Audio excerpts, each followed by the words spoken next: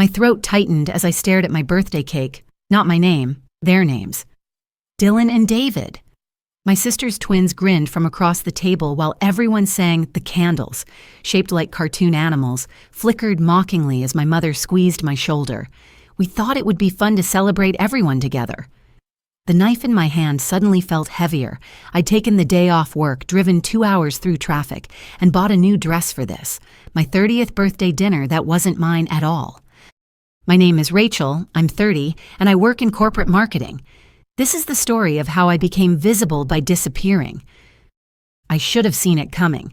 For years, I'd been background noise in my own family, the reliable daughter who picked up slack but never received credit. Every Christmas, my sister Vanessa's gifts piled high while mine fit in a single bag. "She has the twins to think about," Mom would say, as if that explained everything. When I won marketing awards at work, Dad barely glanced up from his newspaper. But when Vanessa changed jobs? Family celebration dinner. I'd spent most of my adult life being their solution. Emergency babysitter, extra wallet, convenient afterthought. The twins spilling juice on my clothes at family dinners became such a common occurrence that I started keeping spare shirts in my car. "You don't mind, right?" Vanessa would say, already turning away, not waiting for an answer because my answer never mattered. That night, as everyone devoured my birthday cake with the wrong names on it, Mom slid an envelope across the table with a conspiratorial smile. "We have a surprise," she announced, her voice rising with excitement. "A family trip to Myrtle Beach next weekend. Everything's booked." Dad nodded proudly. "You'll love it, Rachel." Vanessa didn't even look up from her phone as she added, "You'll help with the boys so I can finally relax." Not a question, a statement. The room tilted slightly.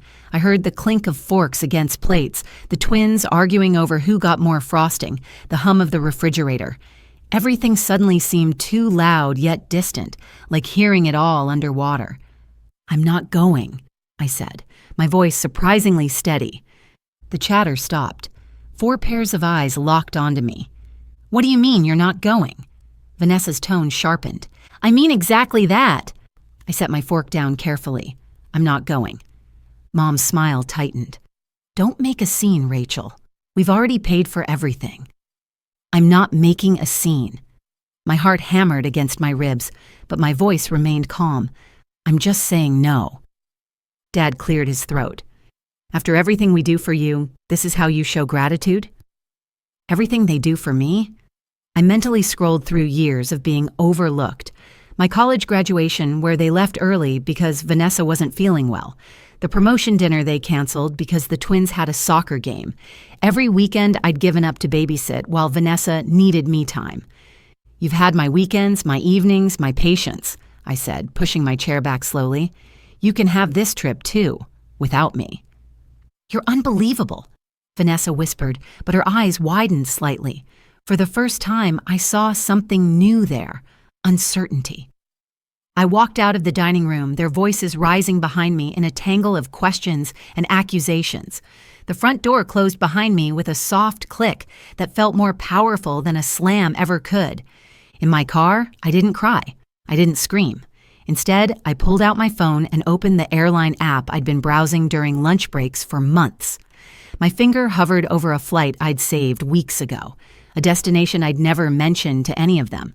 The screen glowed in the darkness, a portal to somewhere else. I pressed, "Book now." That night became the first step in a plan I hadn't fully acknowledged I was making. I'd been saving small amounts from each paycheck for over a year, telling myself it was for emergencies. But as I sat in my apartment updating my vacation responder at work, I realized I'd been preparing for this moment long before I knew it was coming. For the next week, I moved through my life with strange, deliberate calm. At work, I finalized projects ahead of schedule. At home, I researched restaurants at my destination, booked tours, and printed confirmations that I stored in a clear folder. Each step felt like reclaiming a piece of myself.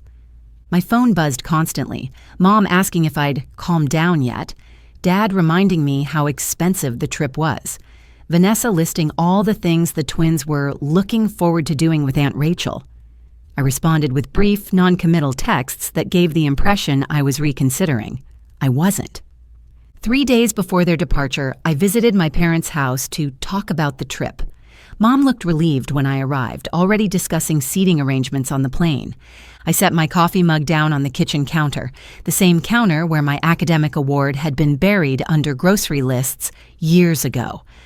"I've been thinking about what you said," I started, my voice neutral. "About gratitude." Dad nodded approvingly from behind his newspaper. "So I made a list of things I'm grateful for," I continued.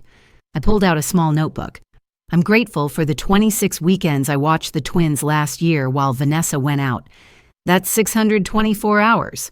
Mom's smile faltered. "I'm grateful for the $3,400 I contributed to Vanessa's car down payment that was never mentioned again. I'm grateful for missing my college roommate's wedding because the twins had swim lessons and no one else could take them." Dad lowered his newspaper, eyes narrowing. "I'm grateful for the 9 family photos on this wall that don't include me, because I was the one taking the picture."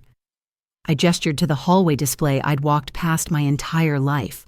"And I'm especially grateful that on my 30th birthday, I finally realized that I'm only part of this family when you need something from me."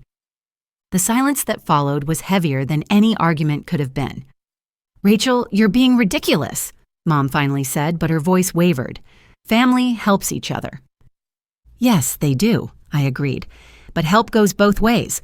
When was the last time anyone in this family helped me?" Neither of them answered. I stood, gathering my purse. "I won't be joining you on the trip. I've made other plans." "What plans?" Dad demanded. "My plans," I replied simply. "Enjoy Myrtle Beach." As I walked toward the door, Mom called after me.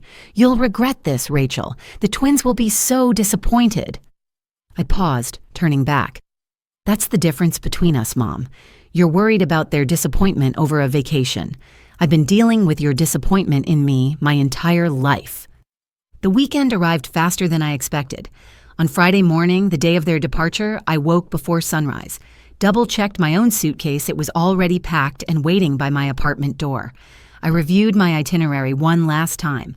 My phone pinged with a family group text from Dad. "Last chance to join us, car leaving in 1 hour." I didn't respond. Instead, I watched the clock, calculating exactly when they would be loading luggage, when they would be driving to the airport, when they would be checking in. Having dropped them off for countless family trips before, I knew their routine by heart. Dad's insistence on arriving 3 hours early, Mom's last-minute bathroom trips, the twins' inevitable snack demands at security. At precisely the moment I knew they would be going through security, I sent a single text to the group. "I'm taking my own vacation. Enjoy yours." Then I silenced my phone, loaded my suitcase into my car, and drove to the airport, the opposite terminal from where they would be. As my plane lifted off, I imagined them standing at the gate, checking their phones, calling me repeatedly, slowly realizing I wasn't coming at all. By the time I landed in Sedona 6 hours later, my phone had 47 missed calls and 118 unread messages. I scrolled through them once, noting the progression from confusion to anger to panic. The latest one from Vanessa read simply, "You ruined our vacation." I smiled faintly, turned my phone off, and slid it into my bag. The red rocks of Sedona rose around me like sentinels as I checked into my hotel, a place I'd researched for months, with a private balcony overlooking the spectacular landscape. The clerk handed me my room key with a smile. "Enjoying some solo time?" "Yes," I said, realizing it was the first time I'd ever traveled completely alone. "Exactly that." In my room, I unpacked methodically, hanging clothes in the closet, placing my toiletries in the bathroom. Then I walked to the balcony and stood watching the sunset paint the rocks in shades of fire. No one here knew my name. No one expected anything from me. The silence wasn't lonely. It was liberating. That evening, I dined alone at a restaurant I'd chosen carefully. The waiter didn't rush me. I ordered exactly what I wanted: an appetizer, entree, dessert, and wine. Without calculating how to share or compromise, I opened my journal and wrote a single line. "Freedom doesn't arrive with fanfare. It arrives when no one is watching you leave." My family's vacation was scheduled for 7 days. I'd booked mine for 10. By the 3rd day, the frantic messages had tapered to occasional bursts of guilt and recrimination. I hiked trails I'd selected, took a hot air balloon ride at dawn, and scheduled a photography tour that had been on my wish list for years, I spoke to strangers who knew nothing about me except what I chose to share. I slept without setting an alarm. On what would have been their return day, I received a single text from Mom. "We're home. Where are you?" I sat on my balcony, watching the stars emerge above the red landscape, and typed carefully. "I'm exactly where I choose to be." 3 days later, I returned to my apartment. Everything looked the same, but I wasn't. I unpacked slowly, placing a small red rock on my desk, a touchstone for this new version of myself. That evening, I started researching local book clubs and community activities. I'd always been too busy to join while catering to my family's needs. The next morning, my doorbell rang insistently at 7:30 a.m. Through the peephole, I saw Vanessa, arms crossed, looking thunderous. I opened the door but didn't step aside to let her in. "You disappeared for 10 days, she said without preamble. "Do you have any idea what you put us through? Mom barely slept." "I took a vacation," I replied calmly. "I told you where I was going." "You told us nothing, and you left us with all the—" "Responsibility?" I finished for her. How uncomfortable that must have been. She stared at me, momentarily speechless. "What do you want, Vanessa?" I asked. "Mom and Dad want to talk to you, Sunday dinner, to sort this whole thing out." I considered this for a moment. "I can come at 5 o'clock. I'll stay for 1 hour. I have plans at 6:30. Her eyes narrowed suspiciously. "What plans?" I smiled. "My plans. See you Sunday." That Sunday, I arrived exactly at 5 p.m., wearing a new dress I'd bought in Sedona. The house smelled of pot roast, my favorite meal that Mom only made on special occasions. Never for my birthdays, though. They were waiting in the living room, a united front. The twins were noticeably absent, probably at a neighbor's house. "Rachel," Mom began, her voice conciliatory, "we need to talk about what happened." "Yes," I agreed, sitting across from them. "We do." "Your behavior was completely irresponsible," Dad said, his face flushed. "We were worried sick. We couldn't enjoy the trip at all." "I'm 30 years old," I replied. "I took a vacation and informed you I wouldn't be joining yours. That's not irresponsible. That's setting a boundary." "A boundary?" Vanessa scoffed. "You abandoned us." "Interesting choice of words," I said, meeting her gaze steadily, "considering how many times I've been abandoned for your convenience." Mom's eyes filled with tears. "We never—" "You always," I interrupted gently. "My entire life has been shaped around Vanessa's needs and wants. I've been the reliable one, the one who never complains, the one who gives up her time and resources whenever asked. But I'm done being invisible in my own family." "This is ridiculous," Dad muttered, but his eyes didn't meet mine. I checked my watch. "I have 35 minutes left. Here's what's going to happen next. I'll still be part of this family, but on equal terms, I won't be the automatic babysitter anymore. I won't contribute financially unless it's reciprocated. I'll attend family events when I can, but my time and choices will be respected. And if we don't agree to these terms?" Vanessa asked, her voice tight. I smiled. "Then you'll get used to me not being around. I've already proven I can do that quite effectively." The silence that followed was profound. For the first time in my life, I saw uncertainty in all their faces, the dawning realization that the dynamics had permanently shifted. "Dinner's ready," Mom finally said, her voice small.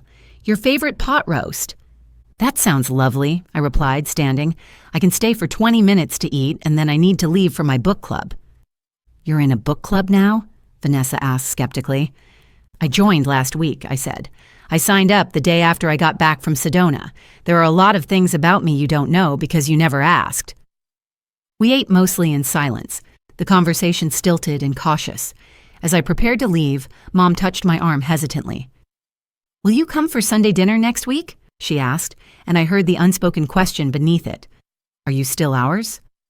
"I'll check my calendar and let you know," I said gently, "but I'd appreciate it if you'd ask me by Wednesday so I can plan accordingly." As I drove away, my phone pinged with a text from Vanessa. "The twins miss you."